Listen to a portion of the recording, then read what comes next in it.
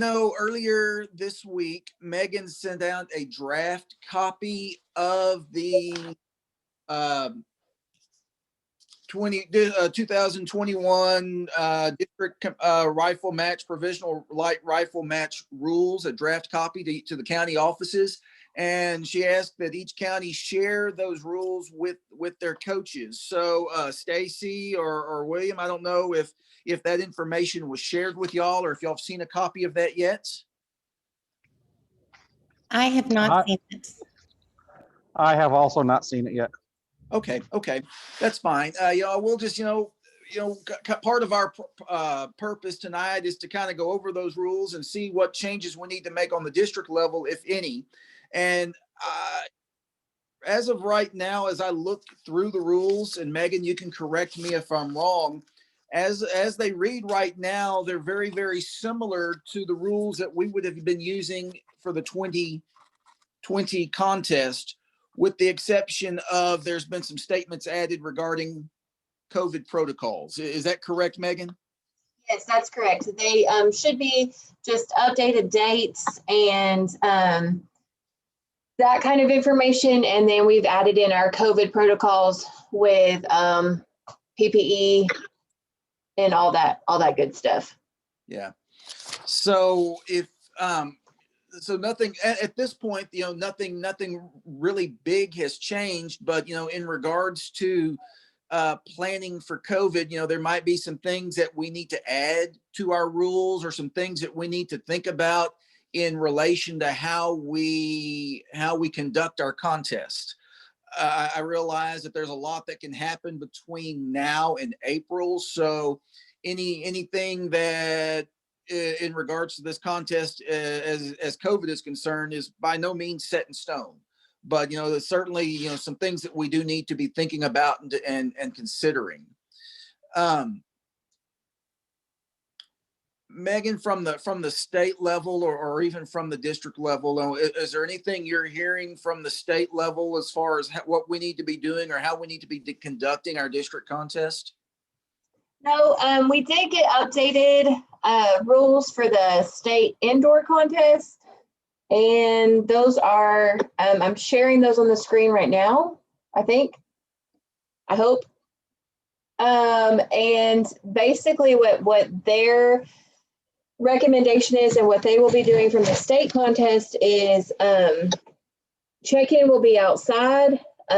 Once the shooters are screened and checked in, then they can proceed to store their equipment and stay for orientation. Mask will be required at registration and at all times while inside. And the only mask exception is when the shooters are on the line.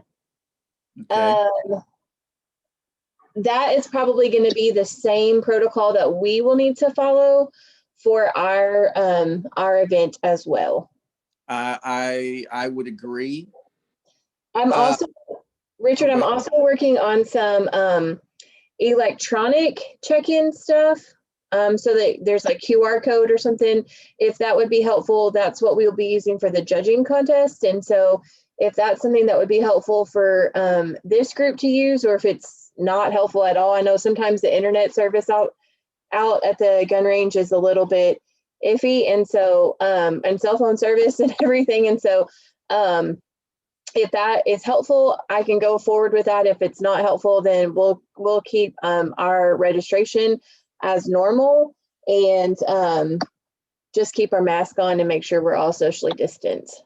Yeah, out at that gun range, if you've never been there, yeah, cell phone service is pretty much non-existent, as is internet service. So I hate to set up any kind of QR code I can see where it would have potential if we had service, but out there, I just hesitate to set something up like that and we rely on it and it not work. Sure.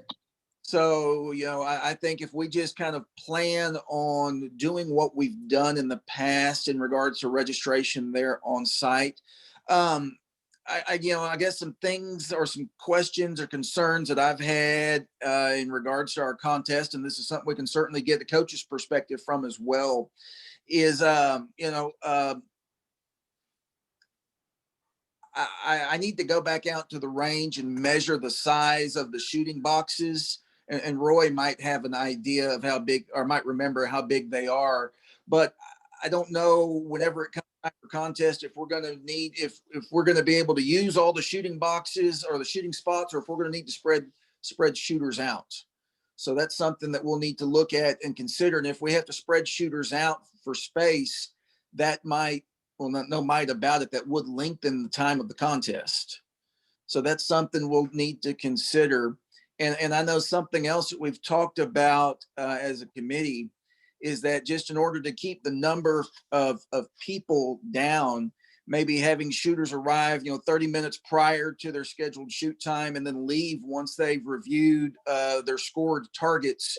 And then we not even have an award ceremony there at the site. We have a virtual award ceremony, probably either later that evening, and I even hesitate for later that evening, because if people are driving home, they're not going to be able to watch it. Maybe that following Monday or Tuesday, so that people that are driving might be able to watch that awards presentation. So those are just some thoughts I had in thinking about COVID.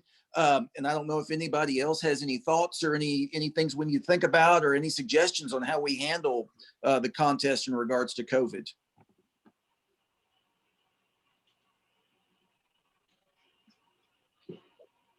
We've done this is Stacy. We've done a couple matches for shotgun out at in San Antonio, and that's how we did them.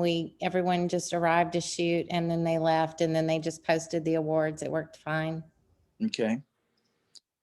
So I guess my concern, or there's not going to be any hurt feelings at the end if we have to do the awards a few days later, and then we can send the awards home or mail the awards to the county office for district.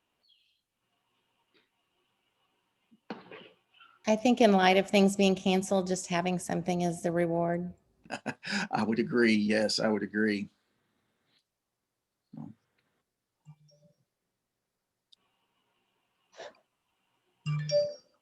Andrew or Shelly, Amanda, from y'all's county programs, what are y'all doing in regards to having a shooting sports program in COVID, or what are some things we might need to consider for our district contest that y'all have been come up against?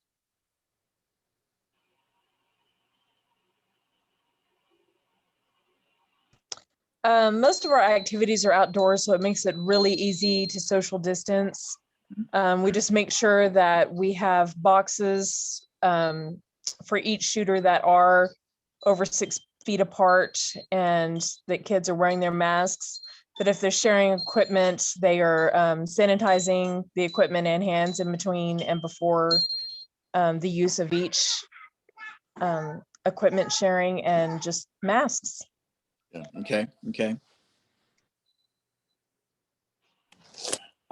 We also shoot outside, and we've done staggered shoots for a long time. So, their first shoots at 12, and then just kind of follow and rotating. So we really haven't had any issues with social distancing and stuff like that. Okay.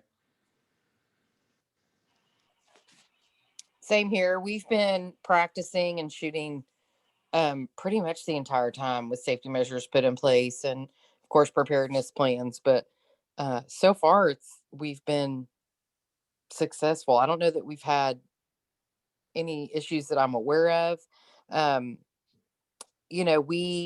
We definitely make all the rules and regulations known ahead of time. But I think at this point I agree with what was said earlier. The kids are just ready to have something normal, and if we put whatever protocols in place, they'll follow them.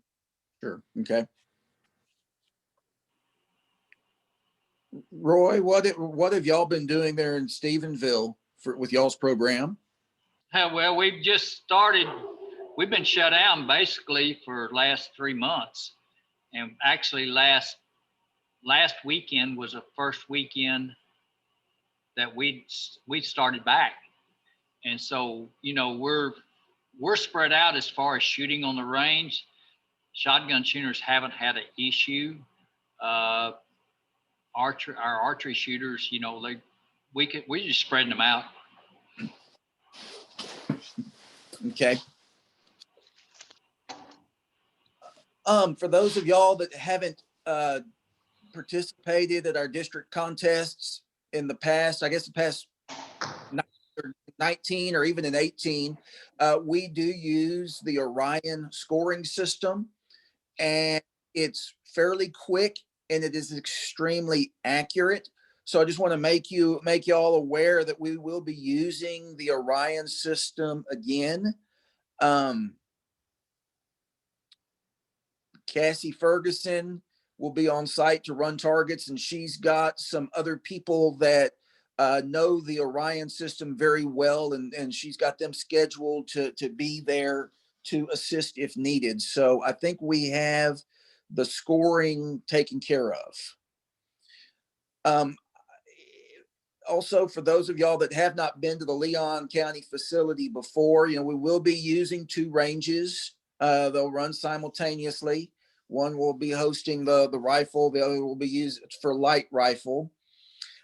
At this point, I'm not gonna commit and say that we will have concessions.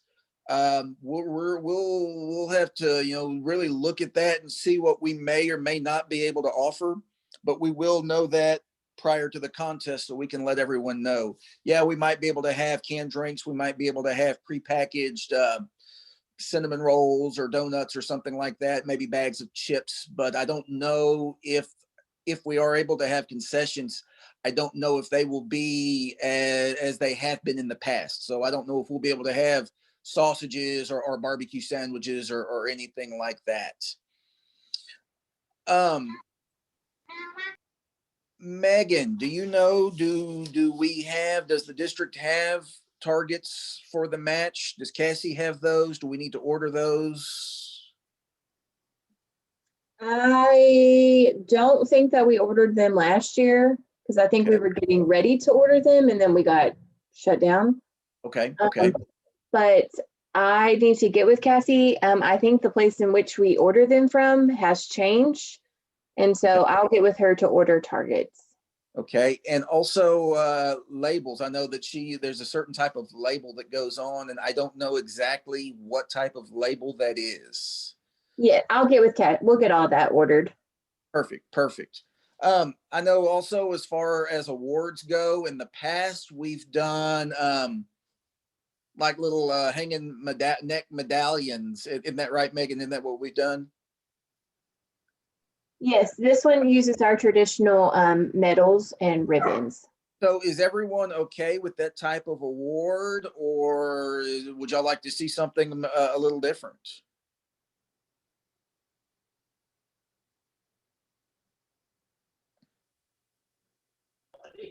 I think that style is fine. They generally expect something along that line. Okay.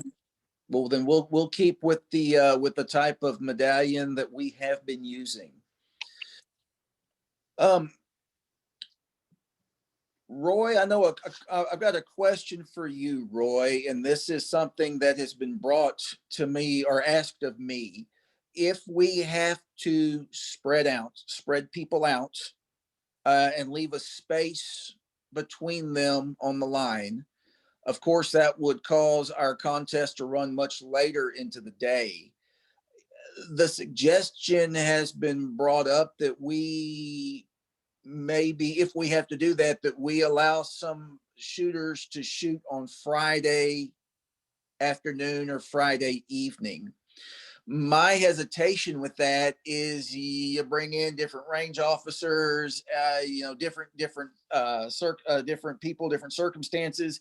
I don't want there to be any irregularities in the contest. So I guess the point I'm getting to, the question has been asked, would you be willing to come on Friday if we had to shoot people on Friday to monitor the range? Yeah, I guess I could. That's new, but I know this whole thing, we're dealing with a year like we've never had anyway, so everything's going to be kind of messed up. Well, so it'll be closer to the contest before we know if we have to do that. But Megan, I guess my question to you then is, if we bring in Roy on a Friday afternoon or evening to serve as range officer, do we have money in our budget or in our account? Can we put him up for the night for doing that? Yeah, I can take care of that. Okay, okay. I mean, the nearest hotel would be in Buffalo, but the nearest nice hotel would be in Buffalo. But so if we have to do that, Roy, like I said, we'll know more as it gets closer, but we can certainly hopefully put you up. I'm wondering if how our attendance is going to be this year. I've lost a lot of my kids right now. So Mhm. because we've just been shut down so long. Right. So And that's a good question. That's a good question. I mean, we're hoping to offer the contest for juniors, intermediates, and seniors. I know another issue that we're going to be up against, and it doesn't affect too many of our kiddos, but it does a few. Where the district judging contest is that same day in College Station. That's still the plan, isn't that right, Megan? That is correct. That was going to be my next question to you all. So I know as a committee, we had talked about, well, do we accommodate these kids or do they have to choose one contest or the other? And the committee's thought was, well, make them choose one contest or the other, because but from College Station to Oakwood, you're looking at a good hour and 45-minute drive. And we didn't know about if we wanted to accommodate those kids, but if we do offer a Friday option, that might be an opportunity to accommodate some of those kids doing both contests.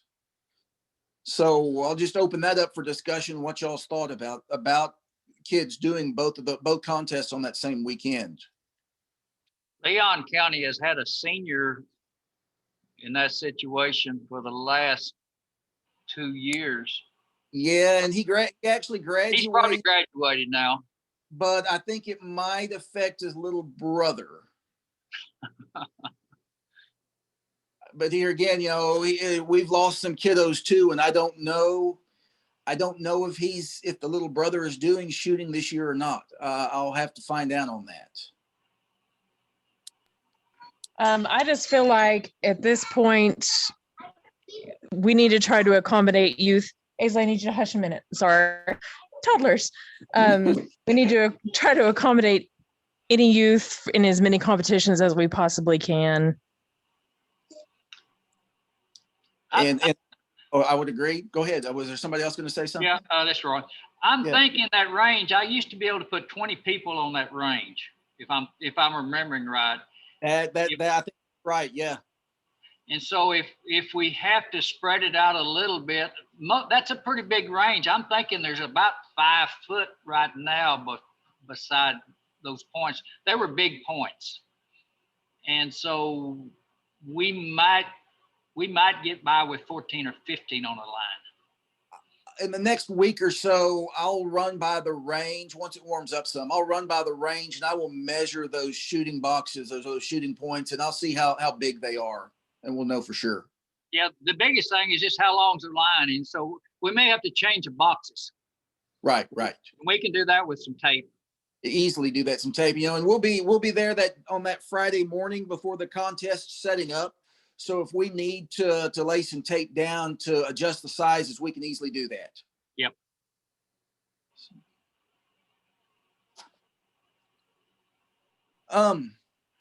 What questions or what concerns or what are some thoughts that anybody else has? I know I don't think we're going to be too much longer, but what are some other thoughts or concerns or questions that y'all might have about our rifle contest? Some things we need to consider.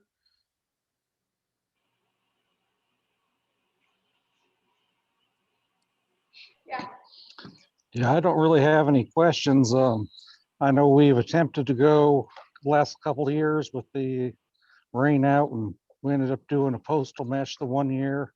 Mhm. I'm really just glad that we're able to do something this year. Not really knowing how many kids we're going to have, because we're still officially shut down as far as meetings.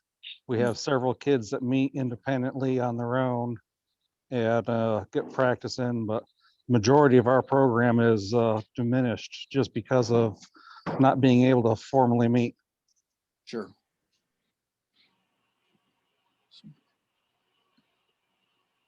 Well, I will say, I think we're kind of getting towards an area where we're going to be wrapping up here pretty soon, but I do want to say that in your counties, if you have coaches that, or if you have parents or volunteers that are wanting to get certified as a shooting sports coach, there is a shooting sports coach certification training on March the 13th.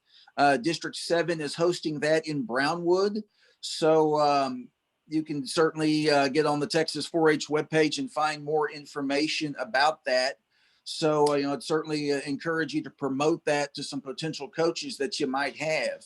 I know depending upon where you are in the district, Brownwood isn't really that far away. So I think that would be a great opportunity. Megan, is there anything else you can think of from a district standpoint that we need to visit about in regards to our contest? Nope. I think that as long as we have an option for those kids that are judging on Saturday in College Station, I believe that is also the weekend that they're supposed to have scholarship interviews, but we'll cross that bridge with those kids. That's a very small pool that would affect. Right. And so if we can offer an option for those kids, I think that would be great.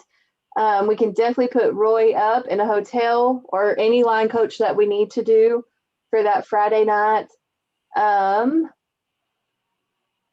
I'm sorry, I'm going down my list to make sure we've got everything. Got awards, we're gonna order targets. Let me double check and make sure. Okay, I think Richard, I think we're good. I think that was my only thing was the judging contest conflict.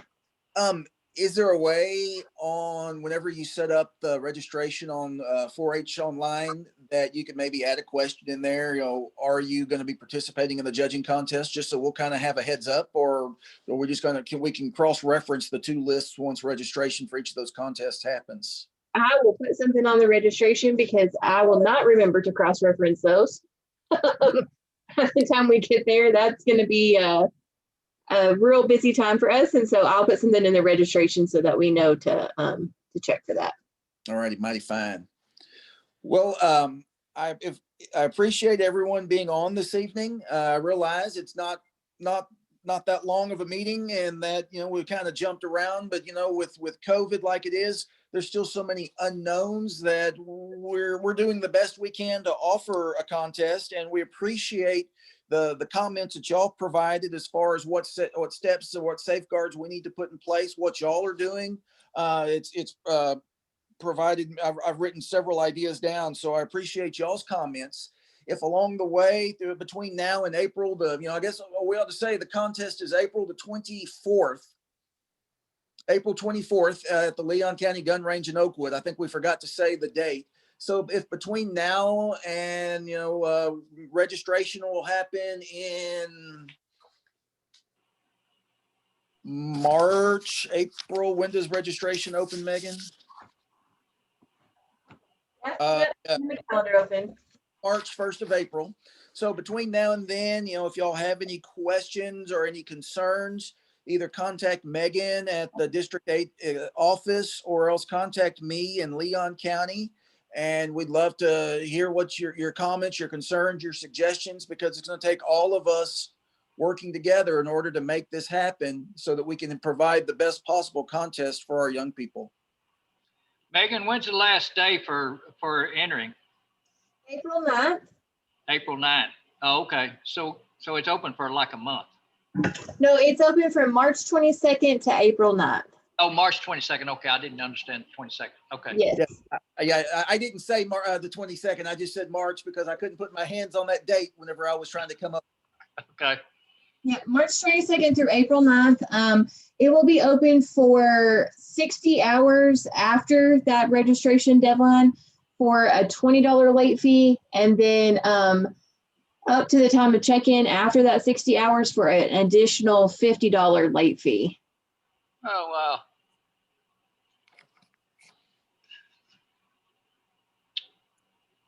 All right. Well, is there anything else that we need to talk about then tonight for the contest? Well, once again, if not, once again, I do appreciate y'all joining us this evening. And like I said, if you have any questions, don't hesitate to contact either Megan or myself. In the meantime, stay warm, stay safe, and we look forward to seeing you in Oakwood, Texas on April the 24th.